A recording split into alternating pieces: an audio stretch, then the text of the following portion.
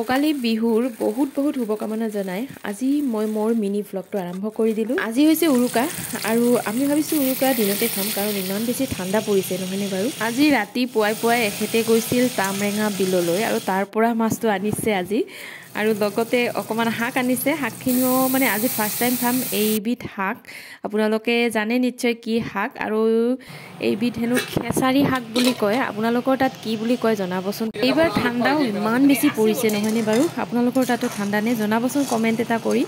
আৰু এয়া মোৰ আঞ্জা ৰেডি হৈ গ'ল আৰু লগতে এয়া হৈছে শাক, খিচাৰী শাক আৰু অকণমান মাছৰ পেটু আছিল সেইখিনিও এনেকৈ ভাজিছোঁ ভাতেৰে আৰু মাছ ভাজি হৈছে আজিৰ স্পেচিয়েল ডিছ। গতিকে এতিয়া দুপৰীয়া সাজ খোৱাৰহে কথা আৰু গোটেইখিনি ৰেডি হৈ গ'ল আমাৰ।